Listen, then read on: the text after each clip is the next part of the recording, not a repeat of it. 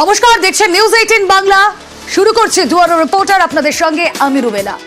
মার ধরে অপমানে আত্মঘাতী, রাস্তায় ফেলে মহিলাকে মার, এই খবরই আপনাদের দেব দুয়ারে রিপোর্টারের শুরুতে। আর অভিযোগ কার বিরুদ্ধে? অভিযোগ বিজেপি কর্মীর বিরুদ্ধে। নিউ ব্যারাকপুরের ঘটনা, মহিলাকে মারধরের অভিযোগ। ঘোলা থানায় অভিযোগ দায়ের পরিবারের। মারধর, তারপর অপমানে আত্মঘাতী, রাস্তায় ফেলে মহিলাকে মারধর করা হয়। বিজেপি কর্মীর বিরুদ্ধে মারধরের অভিযোগ। কিন্তু কি আক্রোশে মারধর করা হলো এই মহিলাকে? কেউ না কেউ তো মেরেছে। অভিযোগের তীর বিজেপি কর্মীর দিকে। তার সঙ্গে মহিলার কি কানেকশন, আসুন জানার চেষ্টা করি। আমাদের প্রতিনিধি সুবীর রয়েছেন সঙ্গে। সুবীর,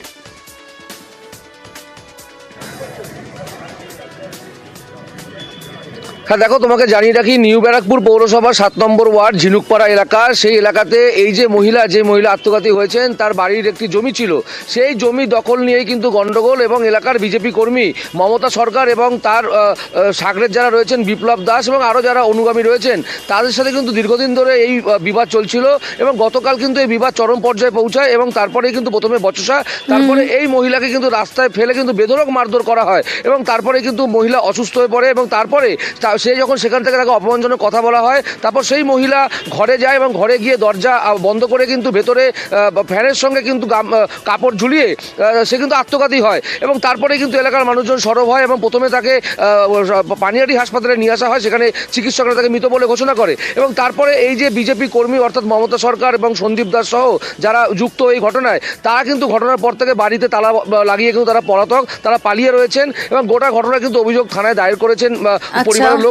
এবং অভিযোগের ভিত্তিতে ঘোলা থানার পুলিশ এবং নিউ ব্যারাকপুর থানার পুলিশ তারা কিন্তু তদন্ত শুরু করেছে। সেই তদন্তে ঠিক কি উঠে আসে অবশ্যই আমাদের নজর থাক।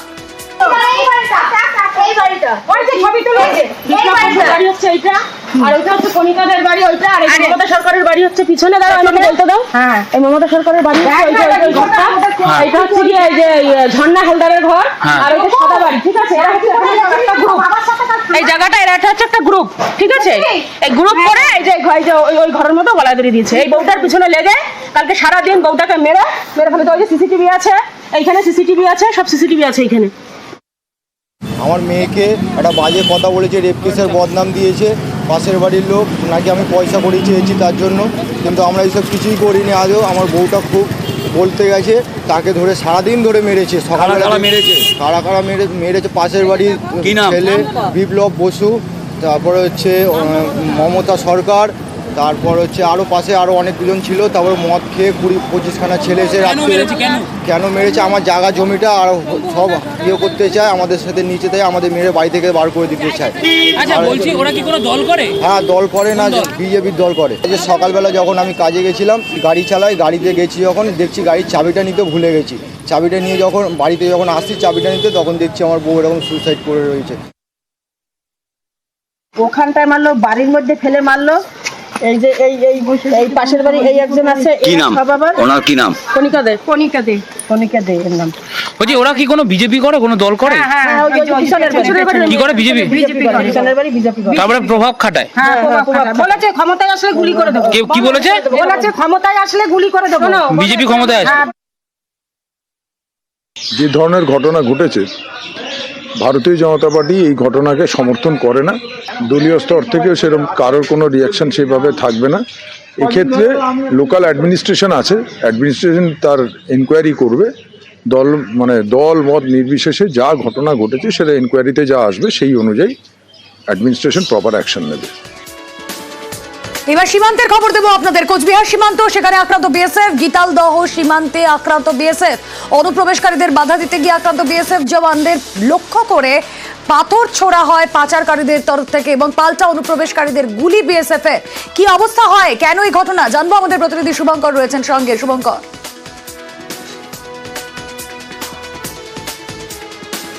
হ্যাঁ রুবেলা, দেখো, বিএসএফ সূত্রে আমরা যেটা জানতে পারছি, গতকাল গভীর রাতে কোচবিহারের দিনহাটার গীতালদহের সীমান্ত, এই সীমান্ত দিয়ে কয়েকজন বাংলাদেশি দুষ্কৃতী ভারতে অনুপ্রবেশ করার চেষ্টা করছিল।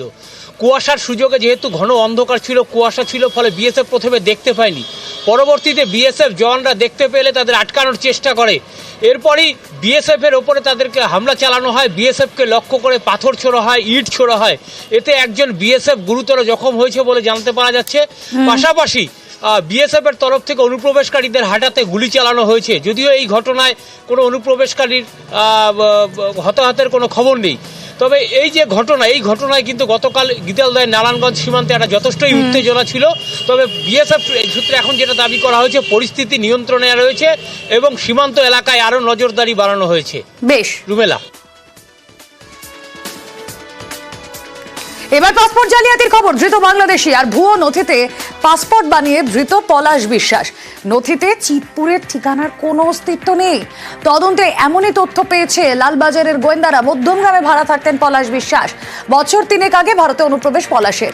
এই পলাশ বিশ্বাস, কি তার কানেকশন গোটা ঘটনার সঙ্গে? আসুন জানার চেষ্টা করি। অমিত প্রতিনিধি রয়েছেন সঙ্গে। অমিত,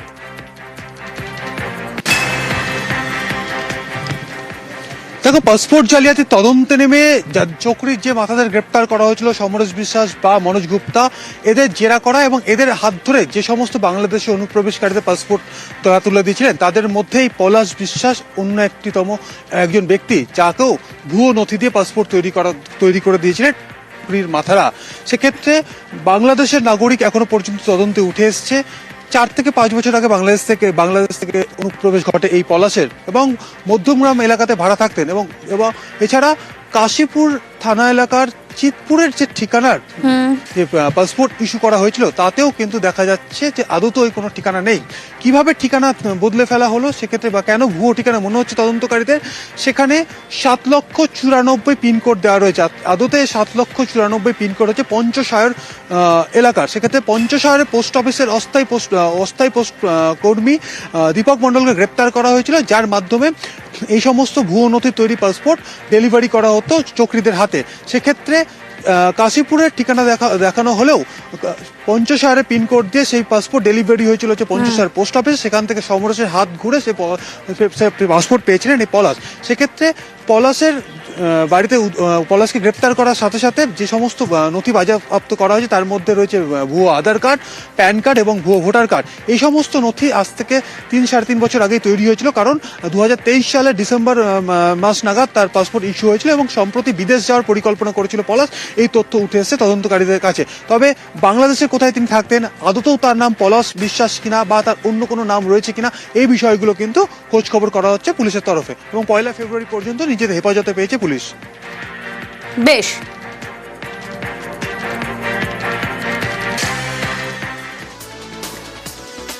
সঞ্জয় রায় এই মুহূর্তে শিরোনামে সে 9ই আগস্ট থেকে, আর তার যাবজ্জীবন।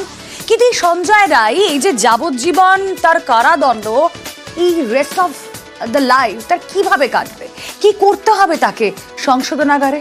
আসুন দেখাবো একটা ছোট্ট ব্রেকের পর। সঙ্গে থাকুন।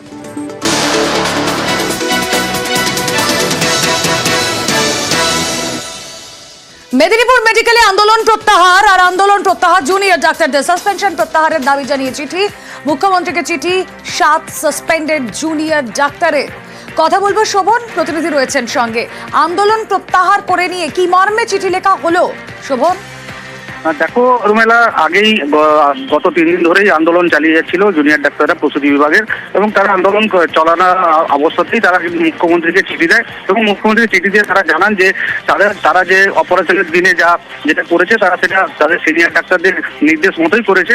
তাই তাদের সাসপেনশনের বিষয়টি যাতে বিবেচনা করা হয় এবং যাতে সাসপেনশন প্রত্যাহার করা হয়, সেই আবেদন জানিয়েছিলেন মুখ্যমন্ত্রীকে। এবং তারা যেটা জানালেন, আজকে সন্ধ্যার পরেই তারা আন্দোলন প্রত্যাহার করলেন এবং তারা জানালেন যে মানবিক মুখ্যমন্ত্রী তাদের বিষয়টি বিবেচনা করবেন এবং তারা সদুত্তর মিলবে, এবং সাসপেনশন প্রত্যাহারের আশা রেখে তারা কিন্তু আজকে আন্দোলন প্রত্যাহার করলেন। বেশ।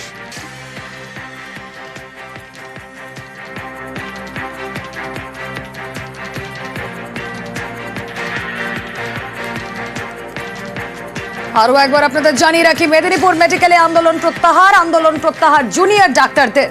সাসপেনশন প্রত্যাহারের দাবি জানিয়ে চিঠি, মুখ্যমন্ত্রীকে চিঠি 7 সাসপেন্ডেড জুনিয়র ডাক্তারের। বিবেচনার আশ্বাস মিলেছে এমনটাই দাবি করেছেন তারা, এবং সেই মর্মেই তারা চিঠি লিখেছে।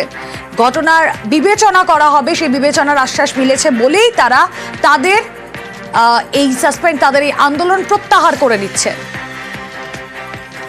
আগামী সিদ্ধান্ত এটাই যে আমরা যে মেইলগুলো করেছি, আমাদের কলেজ কর্তৃপক্ষ এবং যারা আমাদের সাথে সিনিয়র ডক্টর যারা দেখা করতে এসেছিলেন, সবাই আমাদেরকে আশ্বাস দিয়েছেন যে কিছু একটা মানে তারা সবাই চেষ্টা করছেন তাদের তরফ থেকে যাতে জুনিয়র ডাক্তারদের সাসপেনশন প্রত্যাহার করে নেওয়ার কিছু ব্যবস্থা করা যায়। তো সেই দিকেই আমরা তাকিয়ে থাকবো, সেই দিকে তাকিয়েই আমরা অবস্থান তুলে নিচ্ছি আপাতত। আমাদের সব কর্মবিরতি উঠে যাচ্ছে, আমরা ডিউটি পরিষেবা দিতাম তেমনই আমরা কাল থেকে সবাই জয়েন করে যাচ্ছি। এই যে বিরতির আগে আপনাদেরকে বলছিলাম সঞ্জয় রায়ের কথা, তার যাবজ্জীবন হয়েছে আপনারা জানেন। প্রেসিডেন্সি সংশোধনাগারে কিভাবে তার বন্দিদশা কাটবে, সংশোধনাগারের অন্দরে কি কি কাজ করতে হবে, তাকে বিভিন্ন কাজ তাকে দিয়ে করানো হতে পারে। বাগান পরিচর্যা, রান্নাঘর পরিষ্কার, শৌচালয় পরিষ্কার, গোডাউনে মাল ওঠানামা। সংশোধনাগারে 3 ধরনের শ্রমিকের কাজ করেন বন্দীরা। 3 ধরনের শ্রমিকের জন্য বরাদ্দ রয়েছে আলাদা দৈনিক পারিশ্রমিক। দক্ষ শ্রমিক যারা, তাদের দৈনিক বরাদ্দ 135 টাকা। একটু কম দক্ষ শ্রমিকদের জন্য দৈনিক বরাদ্দ 120 টাকা। আর অদক্ষ শ্রমিকের জন্য দৈনিক মজুরি 100 টাকা। কথা বলবো, আমাদের প্রতিনিধি অমিত রয়েছেন সঙ্গে। অমিত, যাবজ্জীবন কারাদণ্ড হয়েছে এই সঞ্জয় রায়ের, কিন্তু তার বন্দি দশা ঠিক কি করে কাটবে?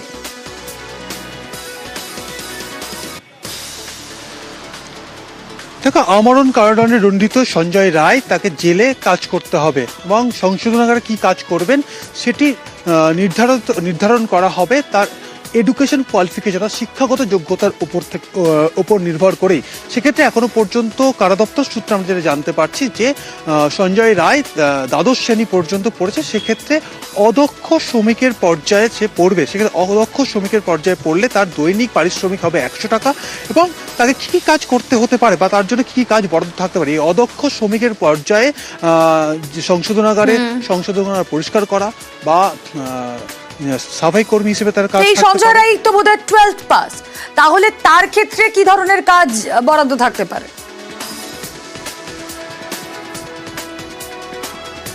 দেখো, যেহেতু শিক্ষাগত যোগ্যতা 12 উত্তীর্ণ বা দ্বাদশ শ্রেণী পর্যন্ত সে পড়েছে, সেক্ষেত্রে প্রথমে বিবেচনার মধ্যে তিনি পড়বে অদক্ষ শ্রমিক, অর্থাৎ আনস্কিল্ড লেবার ক্লাসের মধ্যে তাকে ফেলা হবে। সেই জায়গায় তার পারিশ্রমিক হবে 100 টাকা। এবং অদক্ষ শ্রমিকরা কী কী কাজ করে থাকেন এই সংশোধনের অন্দরে, তাদের কাজের মধ্যে থাকে হচ্ছে সাফাই করার কাজ, অর্থাৎ সেখানে সংশোধনাগার পরিষ্কার তাদের করতে হতে পারে, বিভিন্ন সেল থাকে, রান্নাঘর থাকে, বা বাগান পরিচর্যার কাজ তাকে করতে হতে পারে, অথবা যে গোডাউন আছে গোডাউনে মালপত্র ওঠানামার কাজ করতে হতে পারে। কি ধরনের কাজ তাকে বরাদ্দ করা হবে, তাকে দেওয়া হবে, তা এখনো সিদ্ধান্ত হয়নি। 2-1 দিনের মধ্যে সিদ্ধান্ত নেওয়া হবে। বেশ, নজর থাক অমিত।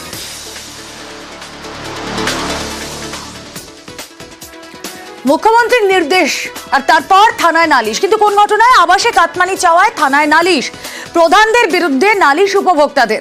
এই যে মুখ্যমন্ত্রীর নির্দেশ বলছি, ঠিক গতকাল কি নির্দেশ দিয়েছিলেন মুখ্যমন্ত্রী, আগে শুনুন সেটা। কেউ লোক করবেন না, আর সরকারি যে প্রকল্পগুলো হচ্ছে কেউ যদি আপনাদের কাছে 1 টাকাও চায়, 1 টাকাও কাউকে দেবেন না। তার কারণ হচ্ছে এটা সরকারের টাকা, অন্য কারোর টাকা নাই। সুতরাং এই টাকা নেওয়ার অধিকার গ্রাম সভারও নেই, পঞ্চায়েতেরও নেই, পঞ্চায়েত সমিতিও নেই, জেলা পরিষদেরও নেই, কারও নেই। যদি কেউ টাকা চায় পুলিশ থানায় গিয়ে ডায়েরি করবেন, আর যদি পুলিশ ডায়েরি না নেয় আমার মুখ্যমন্ত্রী সরাসরিতে জানাবেন।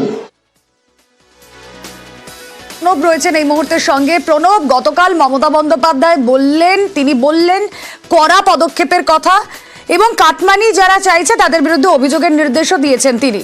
এবং যেই মমতা বন্দ্যোপাধ্যায় বলেছেন আমরা দেখছি সেই নির্দেশ মতো কাজও হচ্ছে। তার মানে দীর্ঘদিন ধরে এই কাটমানি নেওয়ার অনিয়মটা চলতো।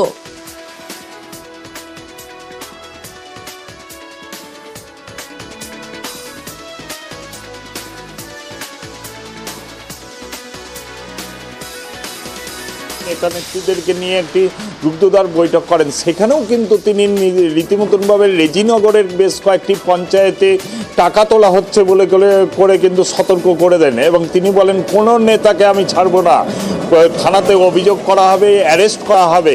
এবং যারা বেনিফিশিয়ারি উপভোক্তা আছে তাদের কাছে কোনো রকমভাবেই যেন টাকা না নেওয়া হয় এবং নেতাদেরকে নেতৃত্বদেরকে সেটা দেখার জন্য তিনি নির্দেশ দেন। এরপরে আজকে সকালবেলা থেকে দেখা গেল রেজিনগরের বিভিন্ন পঞ্চায়েতের যে অভিযোগ উপভোক্তারা তারা কিন্তু অভিযোগ দায়ের করলেন রেজিনগর থানাতে এবং তাদের অভিযোগ যে 15 থেকে 20,000 টাকা করে পঞ্চায়েতের প্রধানরা নিচ্ছে এবং টাকা না দিলে তারা জোর করে বলছে যে দ্বিতীয় কিস্তির যে টাকা সেই টাকা তারা দেবে না। সেই কারণেই কিন্তু মুখ্যমন্ত্রী বলার পর তারা কিছুটা সাহস জুগিয়েছেন এবং সোজা রেজিনগর থানায় গিয়ে অভিযোগ করেছেন সেই সমস্ত প্রধানদের নামে। যদিও এলাকার যিনি বিধায়ক রয়েছেন তিনিও কিন্তু কালকে ছিলেন এবং তিনিও বলেছেন যে যেহেতু পুলিশে অভিযোগ দায়ের করা হয়েছে সেই কারণে ব্যবস্থা নেওয়া আমরা সেটা চাই। রুমেলা, বেশ, প্রথমে আমি 60,000 টাকা পাইছিলাম, তো ওই টাকার দরুন আমাকে বললো 5,000 টাকা দিতে হবে। বললাম 5,000 টাকা দিয়েছি, পরে যে টাকাটা ঢুকবে সেই টাকাটা যদি আমি না দিই, 15,000 টাকা না দিলে আমার টাকা ওরা ঢোকাবে। কে বলছে এটা? ওটা রবীন ঘোষ, ওইটা আমাদের তৃণমূলের প্রধান। কিসের টাকা এটা? এটা ঘরের টাকা, আবাস যোজনা। আবাসের জন্য। এখন আমরা কিভাবে টাকা দেবো তার চেয়ে এখানে আমরা সবাই মিলে এসেছি, এখন কি করি ওরা দেখুক।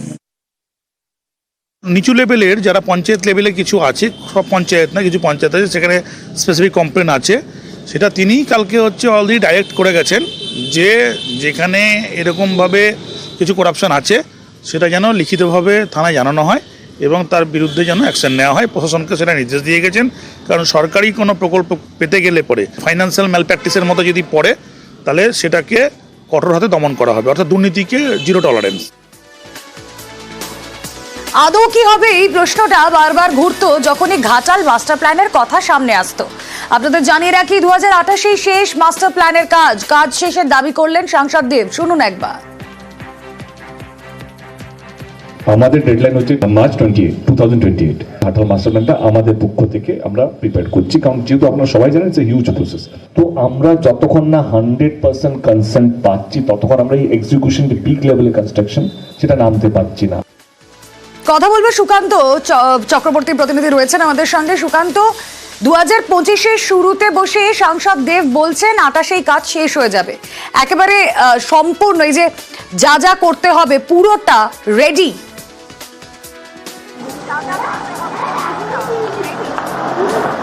একদমই রুমেলা, সেই দাবি করেছেন ঘাটালের সাংসদ দীপক অধিকারী দেব।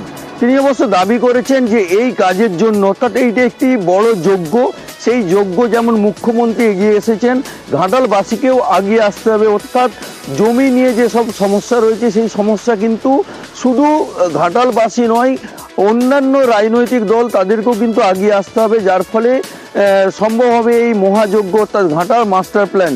যেই মাস্টার প্ল্যানের জন্য ঘাটালবাসীরা দীর্ঘ বছর ধরে অপেক্ষা করে রয়েছে এবং জল যন্ত্রণার মধ্যে তারা রয়েছেন, সেই মাস্টার প্ল্যান কিন্তু রূপায়ণ করার জন্য একটা উচ্চ পর্যায়ের বৈঠক হয়ে গেল ঘাটাল মহকুমা শাসকের দপ্তরে, যেখানে ছিলেন দপ্তরের মন্ত্রী, সচিব থেকে প্রশাসনিক আধিকারিকরা। আর সেখানেই কিন্তু পরিষ্কার জানিয়ে দেওয়া হলো যে ফেব্রুয়ারি মাসেই ঘাটাল মাস্টার প্ল্যানের কাজ শুরু হতে চলেছে এবং 2028 সালের ফেব্রুয়ারি মাসের মধ্যেই কিন্তু এই মার্চ মাসের মধ্যে কিন্তু ঘাটাল মাস্টার প্ল্যান কার্যকর সম্পূর্ণভাবে রূপায়ণ হবে যদি কোনো সমস্যা না থাকে। এক কথায় ঘাটালবাসীর কাছে কিন্তু রুমেলা বড় খবর, যে খবর প্রত্যেক বছর আমরা তুলে ধরি যে ঘাটালবাসী বন্যায় যে দুঃখ দুর্দশার ছবি, সেই দুঃখ দুর্দশা থেকে কিন্তু ঘাটালবাসী রক্ষা পেতে চলেছে এবং এককভাবে রাজ্য সরকারের আর্থিক সহায়তায় সেই কাজ কিন্তু শুরু হতে চলেছে। এবং দপ্তরের মন্ত্রী মানস রঞ্জন ভূঁইয়া যেটা জানিয়েছেন যে মুখ্যমন্ত্রীর সাথে কথা বলে খুব শীঘ্রই তিনি মুখ্যমন্ত্রীর কাছে সময় নিয়ে এই প্রকল্পের উদ্বোধন করবেন। এক কথায় ঘাটালবাসী কিন্তু খুশি। রুমেলা, বেশ, আমরা দাসপুর একের কোনো লোকের কোনো কষ্ট করতে দেব না, ক্ষতি হবে না, তাদের বুঝিয়ে বলে দেব, ছবি দেখিয়ে দেব এবং তাদের অনুরোধ করে বলবো যেমনি করে কেলেঘাই কপালেশ্বরী কাটার পর 12 বছর বন্যা নেই, তেমনি ঘাটালের মানুষকে, মেদিনীপুরের মানুষকে, পশ্চিম মেদিনীপুর, পূর্ব মেদিনীপুরের মানুষকে বন্যা থেকে বাঁচাতে ঘাটাল মাস্টার প্ল্যান হবে হবে হবে। পুলিশের গাড়ির ধাক্কায় মৃত্যুতে তুলকালাম উত্তর দিনাজপুরের ইসলামপুরের পুলিশের গাড়ির ধাক্কায় মৃত্যু। দেখুন ছবিটা একবার, পুলিশের গাড়ির ধাক্কায় মৃত্যুতে কি সিচুয়েশন তৈরি হয়।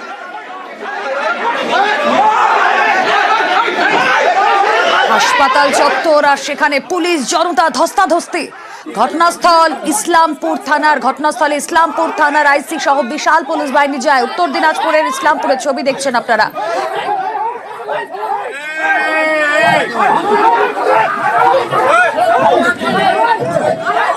চঞ্চল প্রতিনিধি রয়েছেন আমাদের সঙ্গে। চঞ্চল, পুলিশের গাড়ির ধাক্কায় মৃত্যু আর তারপর যে ছবি আমরা দেখছি, কি হয়েছিল এক্স্যাক্টলি?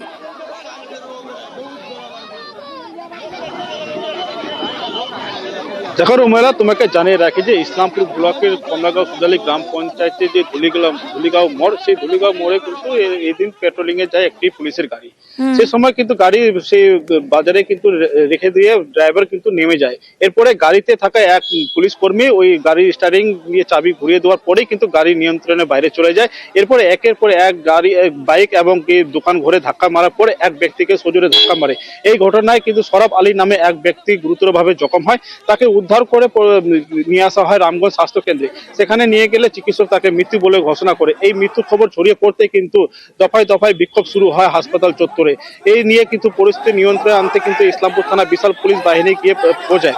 পুলিশ বাহিনী পৌঁছানোর পরে কিন্তু দেখা গেছে যে পুলিশকে ঘিরেও বিক্ষোভ ধস্তাধস্তি শুরু হয়।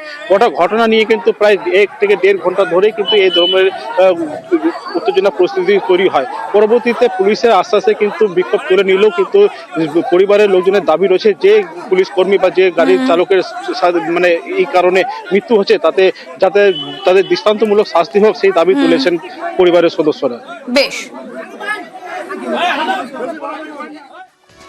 রেশন ডিলারের উপর দুষ্কৃতী হামলা। গভীর রাতে রেশন ডিলারের গাড়িতে আগুন। ছবি দেখাবো আপনাদের, সিসি ক্যামেরা ফুটেজ। দুদিন আগে রেশন ডিলারের মাথায় আঘাত। মুর্শিদাবাদের শামশেরগঞ্জের ঘটনা। শামশেরগঞ্জ থানায় লিখিত অভিযোগ, এলাকায় দুষ্কৃতী দৌড়াতে আতঙ্ক। ছবি দেখাবো আপনাদের। রেশন ডিলারের উপর দুষ্কৃতী হামলা। গভীর রাতে রেশন ডিলারের গাড়িতে আগুনও লাগিয়ে দেওয়া হয়। দেখুন আপনারা কিভাবে আগুন লাগিয়ে দেওয়া হচ্ছে রেশন ডিলারের গাড়িতে।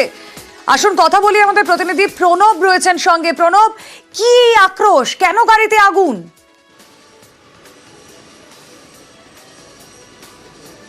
সেই জিনিসটাই কিন্তু তদন্ত করছে তোমার শামশেরগঞ্জ থানার পুলিশ।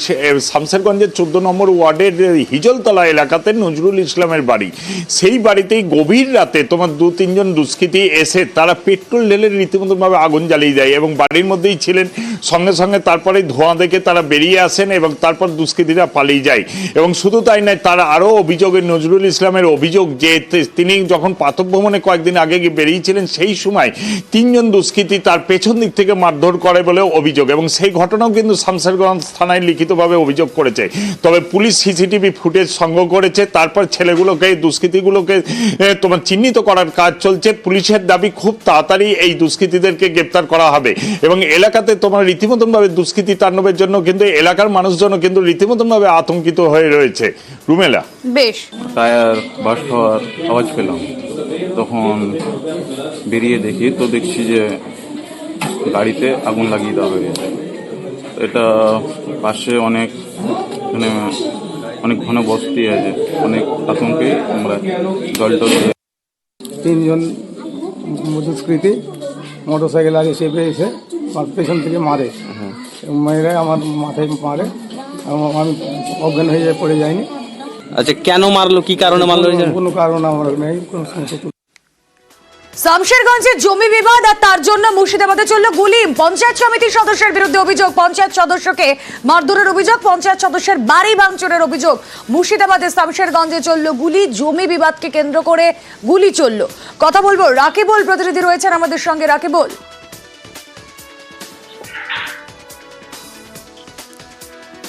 দেখো রুমেলা, মুর্শিদাবাদের শামশেরগঞ্জের নতুন শিকদারপুর এলাকায় যে পঞ্চায়েত সমিতির কৃষি কর্মদক্ষ এবং পাওনা টাকা চাইতে গিয়ে দুই পক্ষের যে সংঘর্ষ শুরু হয় পঞ্চায়েত সদস্যের বাড়িতে, ডালিম শেখের বাড়িতে। সেই ডালিম শেখের বাড়িতে টাকা পাওনা চাইতে গেলে সেই টাকা দিতে অস্বীকার করেন তিনি, যে পরে দিব বলেন। সেই টাকাকে চাওয়াকে কেন্দ্র করে দুই পক্ষের যে সংঘর্ষ বাধে এবং এমনকি ডালিম শেখকে, পঞ্চায়েত সদস্যকে মারধর এবং বাড়িঘর ভাঙচুর, গাড়ি ভাঙচুর, এমনকি গুলি চালানোর অভিযোগ উঠে। সাকিম শেখ এই পঞ্চায়েত সমিতি সমিতির কর্মদক্ষর বিরুদ্ধে।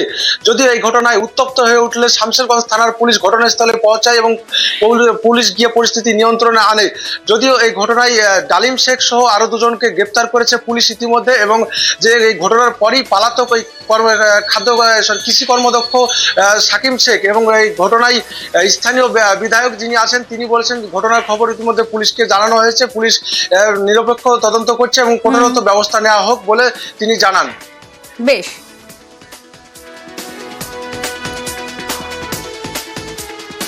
মাটি ধসে মৃত ৩। সালানপুরে মাটি চাপা পড়ে মৃত ৩। জলের পাইপের কাজ চলার সময় বিপত্তি। মাটি চাপা পড়ে ৩ জনের মৃত্যু। সালানপুরের ডালমি এলাকার ঘটনা, ছবি দেখাচ্ছি আপনাদের। সালানপুরে যেখানে মাটি চাপা পড়ে ৩ জনের মৃত্যু। কিভাবে মাটি ধসলো কথা বলবো, আমাদের প্রতিনিধি দীপক রয়েছেন সঙ্গে। দীপক, দেখো, পূর্ত দপ্তরের পাইপলাইনের কাজ চলছিল, বিভিন্ন এলাকায় জল সরবরাহ করা হবে পূর্ত দপ্তরের পক্ষ থেকে, তারই কাজ চলছিল এবং রেল লাইনের উপরে জ্যাক পুশিং এর কাজ চলছিল এবং জ্যাক পুশিং এর কাজ চলাকালীনই উপর থেকে মাটি ধসে পড়ে যায় এবং এই ধসে চাপা পড়ে যায় 4 শ্রমিক। ঘটনাস্থলে উদ্ধারকারীরা, সেই ঠিকাদার সংস্থার উদ্ধারকারী দল গিয়ে পরে উদ্ধার করে ততক্ষণ 3 শ্রমিকের মৃত্যু হয়ে যায় ঘটনাস্থলে এবং আহত অবস্থায় 1 শ্রমিককে উদ্ধার করে পরে স্থানীয় এক স্বাস্থ্যকেন্দ্রে চিকিৎসা করতে হয়েছে। কিন্তু এই দুর্ঘটনা ঘটলো কেন তা নিয়ে কিন্তু প্রশ্ন উঠতে শুরু করেছে। ঠিকাদার সংস্থার বিরুদ্ধেই কিন্তু গাফিলতির অভিযোগ তুলেছে মৃতের পরিবার এবং পূর্ত দপ্তরের কর্মীরা। কারণ হচ্ছে কি, ঠিকাদার সংস্থার নিরাপত্তা ছাড়াই শ্রমিকদেরকে জীবনে ঝুঁকি নিয়ে পড়ে জ্যাকপুশিং এর মতো কাজে তাদেরকে দিয়ে দিয়েছিল। তা নিয়ে কিন্তু ইতিমধ্যে জেলা প্রশাসনের পক্ষ থেকে তদন্ত একদিকে যেমন শুরু হয়েছে, অন্যদিকে আসানসোল দুর্গাপুর পুলিশও ঠিক একইভাবে সেই ঠিকাদার সংস্থার বিরুদ্ধে তদন্ত চালাচ্ছে। ঘটনার পর থেকে ঠিকাদার সংস্থার কোনো আধিকারিককে ঘটনাস্থলে পাওয়া যায়নি। ইতিমধ্যে জেলা প্রশাসনের এক প্রতিনিধি দল তারা ঘটনাস্থলে যায় এবং পূর্ত দপ্তরের প্রতিনিধি দলও ঘটনাস্থলে গিয়ে পড়ে ঘটনা কিভাবে ঘটলো, ঠিক কার গাফিলতি ছিল তা কিন্তু ইতিমধ্যেই জিজ্ঞাসাবাদ করেছে প্রাথমিক পর্যায়ে এবং ঠিকাদার সংস্থার বিরুদ্ধে ঢেলা পড়ে গেছে। কি কাজ করছিলে তোমরা? পাইপলাইন কাজ করছিলে। কজন মারা গেছে?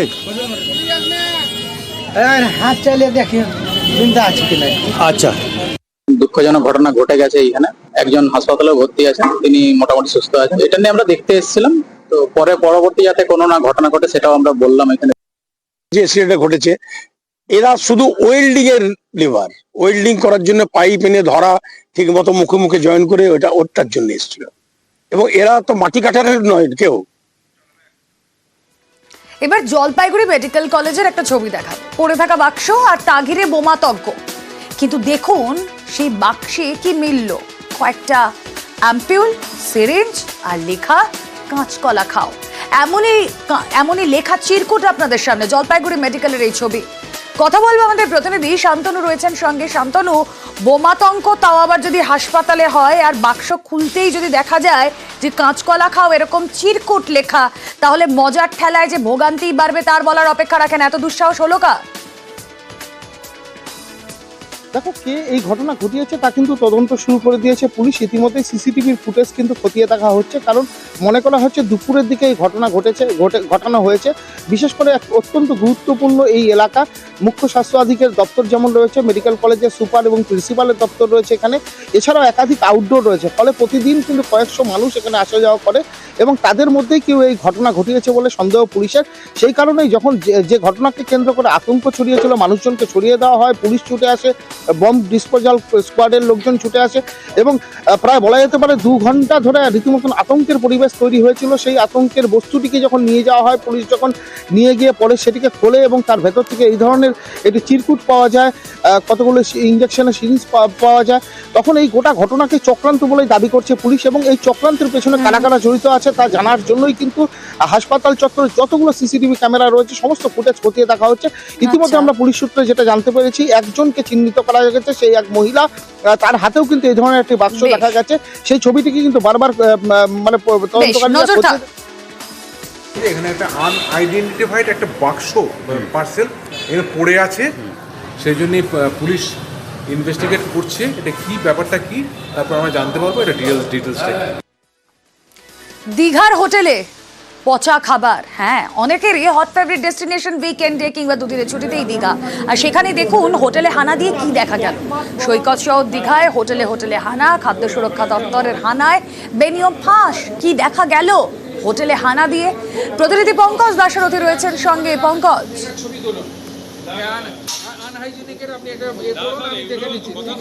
দেখো একেবারে রুমেলা, তুমি জানো যেখানে সৈকত সরণি দীঘায় যেখানে ঝাঁ চকচকে হোটেলগুলি রয়েছে, সেই হোটেলগুলির আড়ালে যেখানে রন্ধনশালা রয়েছে, সেই রন্ধনশালায় পচা পচা খাওয়ার এবং যেখানে রেফ্রিজারেটর রয়েছে তার মধ্যেও যেখানে কাঁচা মাংস এবং কাঁচা মাছ যেখানে পচা অবস্থায় পাওয়া গেছে, সেই সমস্ত হোটেলগুলোকে কিন্তু আজকে যেখানে দীঘা সৈকত সরণি দীঘায় প্রায় 24টি হোটেলকে তারা আইনি নোটিশ দিয়েছে নন্দীগ্রাম জেলার স্বাস্থ্য আধিকারিক, যেখানে খাদ্য সুরক্ষা আধিকারিক। সেখানে তোমাকে জানিয়ে রাখি, তারা দীর্ঘদিন ধরে প্রায় 2 সপ্তাহ ধরে অভিযোগ পেয়ে এসেছিল পর্যটকদের কাছ থেকে, যারা পর্যাপ্ত খাবার যেখানে যে সমস্ত হোটেলগুলি রয়েছে, রন্ধনশালাগুলিতে রয়েছে, সেখানে পর্যাপ্ত যেখানে রান্নার উপযোগী, যেখানে অস্বাস্থ্যকর পরিবেশ এবং যে সমস্ত হোটেলগুলিতে ফুড লাইসেন্স, যাদের রান্না করার যাদের লাইসেন্স নেই, সেই সমস্ত হোটেলগুলিকে আইনি নোটিশ দিয়েছে নন্দীগ্রাম জেলার স্বাস্থ্য সুরক্ষা দপ্তর। যেখানে তোমাকে জানিয়ে রাখি, নিউ দীঘা ওল্ড দীঘা জুড়ে 24টি হোটেলকে আইনি নোটিশ দিয়েছেন একেবারেই।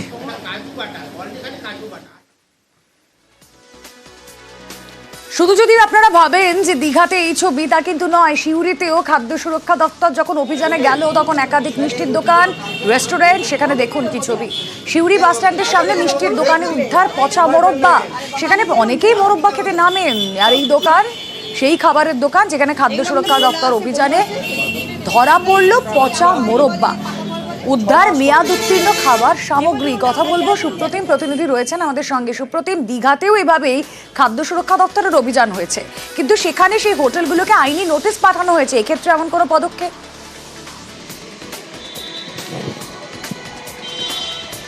দেখো, আজকে সিউড়ি শহর জুড়ে খাদ্য সুরক্ষা দপ্তরের অভিযান হয় এবং বিভিন্ন মিষ্টির দোকান, হোটেল, রেস্টুরেন্টে হয়।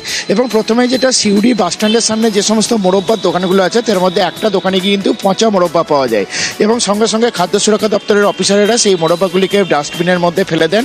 তার পাশাপাশি বেশ কয়েকটি আরও দোকান আছে যেখানে যেখানে মিষ্টি তৈরি হয় বা খাবার দাবার তৈরি হয়, সেই পরিবেশটা ছিল একদম নোংরা এবং সেগুলোকে বলেছে 1 মাসের মধ্যে সেই জায়গাগুলোকে ঠিক করতে হবে। তার পাশাপাশি সিউড়ির যে চৈতালি মোড় আছে, সেখানে একটি হোটেলে গেছে এবং সেখানেও কিন্তু যে নিষিদ্ধ রং খাবারে ব্যবহার করা হচ্ছিল, সেই রং দিয়ে যে সমস্ত খাবার তৈরি করা হচ্ছিল, সেই খাবারগুলোকে ফেলে দেওয়া হয়। তার পাশাপাশি পচা রুটি, পচা লুচি, এগুলো কিন্তু খাদ্য সুরক্ষা দপ্তর সেগুলোকে কিন্তু ফেলে দেয়। অর্থাৎ এইভাবে কিন্তু হঠাৎ করে এই অভিযানে কিন্তু আচমকাই যে পচা মোরব্বা উদ্ধার হয়েছে, সেটাই কিন্তু যথেষ্ট চর্চা শহর জুড়ে। কারণ সিউড়ির যে মোরব্বা, সেই মোরব্বা বিখ্যাত। আর এই পচা মোরব্বা যেভাবে প্যাক করে বাইরের লোকেদের কাছে বিক্রি করা হচ্ছিল, সেটা কিন্তু যথেষ্টই খাদ্য সুরক্ষা দপ্তরের নজর এসেছে এবং তারপরে সেগুলোকে ফেলে দেওয়া হয়। এবং তার পাশাপাশি খাদ্য সুরক্ষা দপ্তর জানিয়েছে যে আগামী দিনেও কোনো নোটিশ ছাড়াই কিন্তু হঠাৎ করেই এইভাবে অভিযান চলবে। এবং বেশ, এবার দেখা যাক এই লাগাতার অভিযান চলতে চলতে অ্যাটলিস্ট এগুলো বন্ধ হয় কিনা। খড়িবাড়িতে বালি পাচার রুখলেন খোদ বিএলআরও। খড়িবাড়িতে 327 নম্বর জাতীয় সড়ক, সেখানে বেআইনিভাবে বালি পাচার চলছিল। খবর পেয়ে অভিযানে নামেন বিএলআরও। বাজেয়াপ্ত করা হয় বালি বোঝাই 3টি ট্রাক্টর। কথা বলবো, আমাদের প্রতিনিধি বিশ্বজিৎ মিশ্র রয়েছেন সঙ্গে। বিশ্বজিৎ,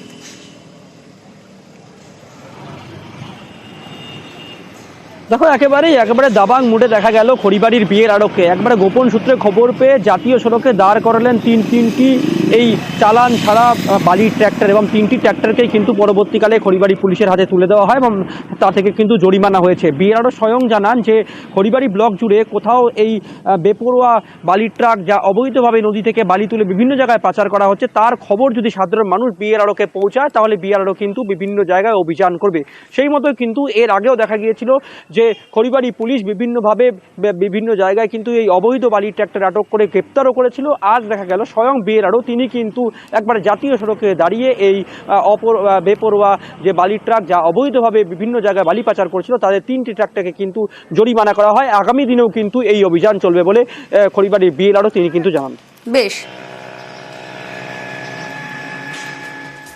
শিক্ষকের বদলি রুখতে স্কুল গেটে তালা, আর তালা দিলে বিক্ষোভে পড়ুয়া অভিভাবকরা।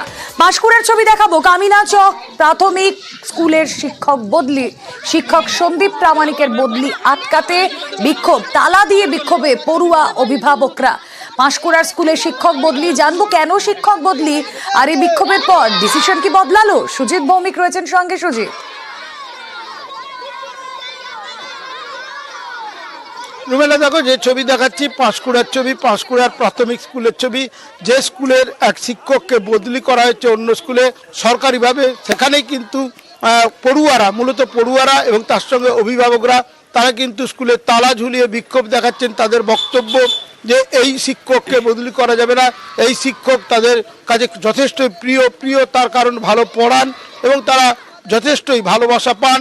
সংস্কৃতির বিভিন্ন বিষয় ওই শিক্ষক তাদেরকে পড়িয়ে বলা যায় একরকম যে প্রিয় হয়ে উঠেছেন এবং করোনা পিরিয়ডে তার ভূমিকা নিয়েও তারা কিন্তু উচ্ছ্বাস দেখাচ্ছেন এবং তারা বলছেন অভিভাবকরা করোনা পিরিয়ডে এই শিক্ষকের ভালো ভূমিকা তাদের সুবিধে করে দিয়েছিল এবং এই যে ঘটনা তার দেখা গেছে যথেষ্টই চাপে পড়েছে প্রশাসন, কারণ শিক্ষকরাও চাপে পড়েছেন, কারণ তারা বলছেন যে এই সিদ্ধান্ত বদল করতে হবে, কারণ শিক্ষকরা অনলাইনে প্রতারণার ফাঁদ, অন্যের পরিচয় ভুয়ো কোম্পানি এবং চেক বই। বাগদায় প্রতারণার অভিযোগে ব্যবসায়ী ধৃত, পরিচয়পত্র ভারিয়ে পাসবই, এটিএম ও রাবার স্ট্যাম্প। অনলাইন দোকানের আড়ালে বেআইনি কারবার। অনিরুদ্ধ প্রতিনিধি রয়েছেন সঙ্গে। অনিরুদ্ধ,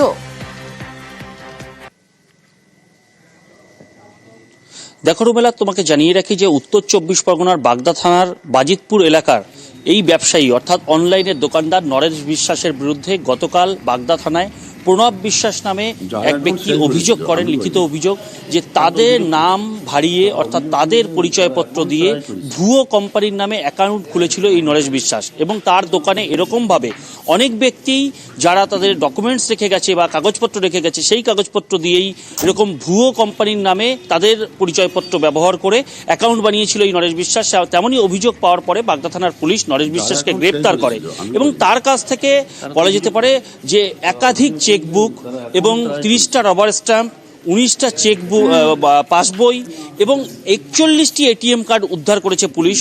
তারপরেই নরেশ বিশ্বাসকে আজ বনগাঁ মহকুমা আদালতে পাঠিয়েছিল পুলিশের তরফ থেকে 7 দিনের পুলিশ হেফাজতের আবেদন জানিয়ে।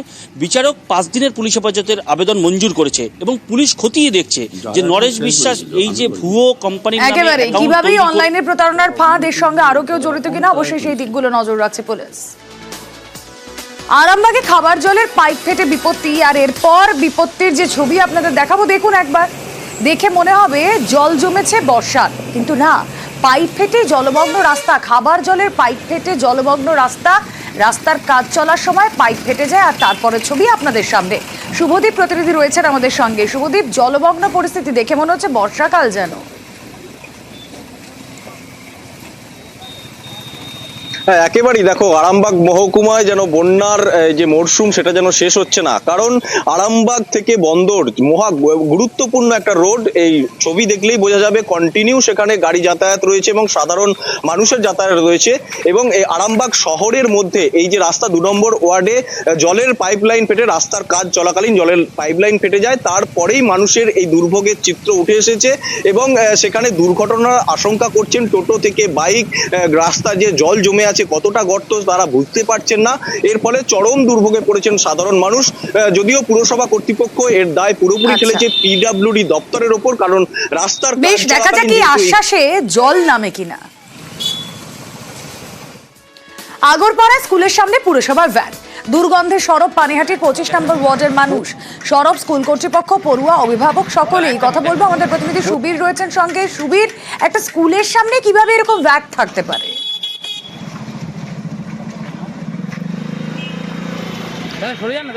হ্যাঁ দেখো, এই নিয়েই কিন্তু প্রশ্ন উঠেছে। একটা সরকারি স্কুল, পানিহাটি পৌরসভার 25 নম্বর ওয়ার্ড আগরপাড়া উসুমপুর এলাকা, সেখানে উসুমপুর আদর্শ উচ্চ বিদ্যালয়, সেই সরকারি স্কুলের একদম উল্টো দিকেই আবর্জনার ভ্যাট এবং এই আবর্জনার দুর্গন্ধে কিন্তু নাভিশ্বাস উঠেছে যেমন এলাকার মানুষজনের, পাশাপাশি কিন্তু ছাত্রছাত্রী থেকে শুরু করে অভিভাবক, শিক্ষক শিক্ষিকারা প্রত্যেকের কিন্তু অসুবিধা হচ্ছে, দুর্গন্ধে টেকা দেয় এবং এর মধ্যেই পঠন পাঠন করতে হচ্ছে ছাত্রছাত্রীদের।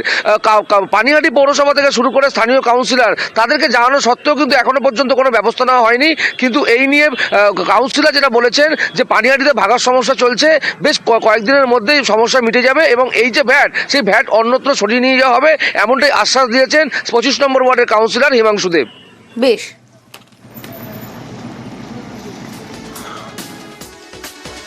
ফাঁসি দেওয়ায় জমি জটে আটকে সেতুর কাজ। বন দপ্তরের জমিতে বন্ধ সেতুর কাজ, নোটিশ দিয়েও কাজ বন্ধের নির্দেশ বন দপ্তরের।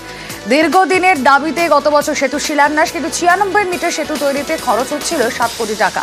চেঙ্গা নদীর উপর 96 মিটার সেতুর কাজ বন্ধে চিন্তায় স্থানীয়রা। লেটেস্ট কি আপডেট, বিশ্বজিৎ মিশ্র রয়েছেন সঙ্গে। বিশ্বজিৎ,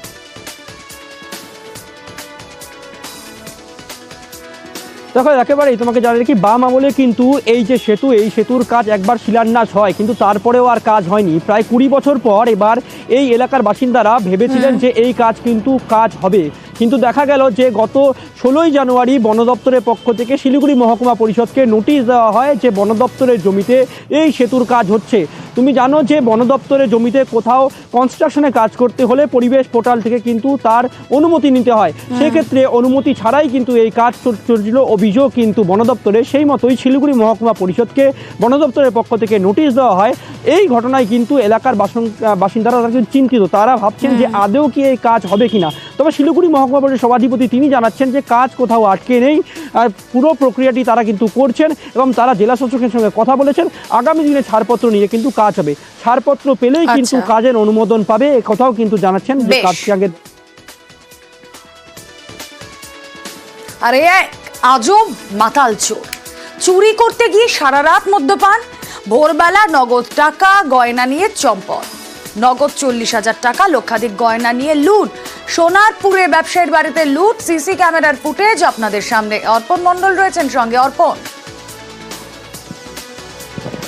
একদমই দেখো, সোনারপুরের সুভাষগ্রাম, এখানে যে গোমস দম্পতি রয়েছে তাদের কাজের জন্য তারা একদিনের জন্য বাইরে গিয়েছিলেন। সন্ধ্যাবেলা অবশ্য বাড়িতে এসেছিলেন, তারপরে সকাল 9টার সময় পরের দিন যখন আসলেন তখন দেখলেন বাড়ির সমস্ত ঘরের জিনিসপত্র, আসবাবপত্র যা ছিল সব লন্ডভন্ড করে দিয়েছে এবং তাদের বাড়িতে থাকা নগদ 40,000 টাকা এবং সোনার গহনা নিয়ে গিয়েছে।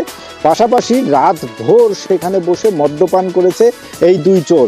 যাবার সময় দেখা যাচ্ছে যে রাজকীয় মেজাজে তারা যাচ্ছে, হাতে ব্যাগ রয়েছে, সেই ব্যাগের মধ্যে নগদ টাকা এবং গহনা নিয়ে সে চম্পট দেয়। এই সিসিটিভির যে সিসি ক্যামেরার যে ফুটেজ, সেই ফুটেজ ইতিমধ্যেই সোনারপুর থানার পুলিশ সংগ্রহ করেছে এবং এই চোরেদের খোঁজে তল্লাশি শুরু করেছে সোনারপুর থানার পুলিশ।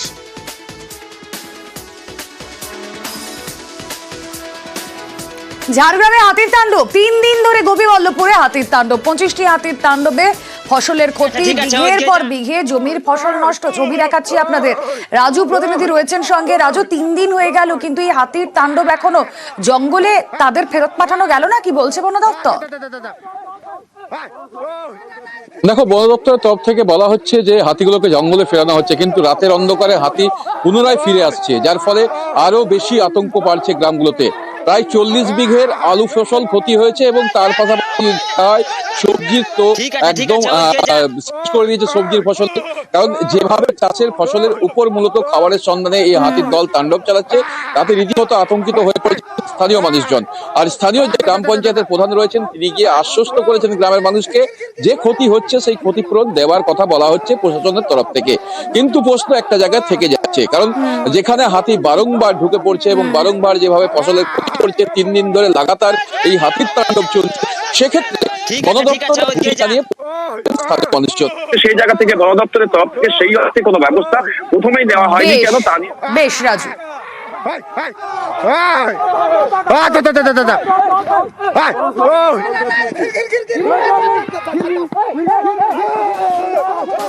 শিলিগুড়ি সাফারি পার্কে নিরাপত্তায় আরো জোর। সাফারি পার্ক লাগোয়া এলাকায় তৈরি হবে পুলিশ ফাঁড়ি। সাফারি পার্কে আনা হচ্ছে আরো জন্তু, বাইকে নজরদারি চালানো হবে। কিভাবে নজরদারি চলবে আর কিভাবে নিরাপত্তা আঁটোসাঁটো করা হচ্ছে, কথা বলবো। পার্থ প্রতিনিধি রয়েছেন আমাদের সঙ্গে। পার্থ,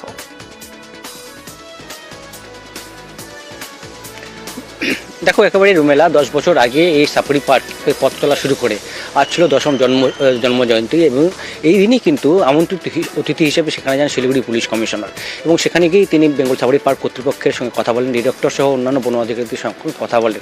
যেহেতু এই 10 বছরে কয়েক গুণ কিন্তু পর্যটকের সংখ্যা বেড়েছে, যেখানে 10,000-12,000 ইয়ারলি পর্যটক আসতো শুরুর দিকে, এখন সেটা কিন্তু 4.5-5 লাখে গিয়ে ঠেকেছে। স্বাভাবিকভাবে পর্যটকদের নিরাপত্তার বিষয়টি অত্যন্ত গুরুত্ব এবং সেই কথা মাথায় রেখেই কিন্তু শিলিগুড়ি শিলিগুড়ি পুলিশ কমিশনার এই বেঙ্গল সাফারি পার্ককে সেখানে কিন্তু একটা ফাঁড়ি তৈরি করবে, যেখানে একজন সাব ইন্সপেক্টর পদমর্যাদা অফিসার থাকবেন। এছাড়া যে প্রায় 3500 কিলোমিটার এলাকা জুড়ে যে বেঙ্গল সাফারি পার্ক, সেখানে কিন্তু বাইকে টহলদারি চালাবে শিলিগুড়ি পুলিশ, স্বাভাবিকভাবেই যাতে পর্যটকরা কোনো রকম যাতে বিপদে না পড়েন বা কোনো রকম অসুবিধায় না পড়েন সেদিকে কিন্তু যথেষ্ট খেয়াল রাখতে। বেশ পার্থ।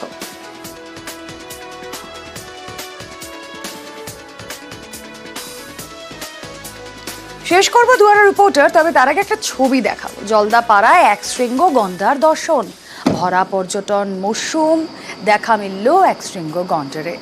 পর্যটকদের দেখে কিছুক্ষণ দাঁড়ালো গন্ডারটি, সঙ্গে সঙ্গে ক্যামেরা বন্দি তার ছবি। পরে অবশ্য জঙ্গলে ফিরে যায় এক শৃঙ্গ গন্ডার।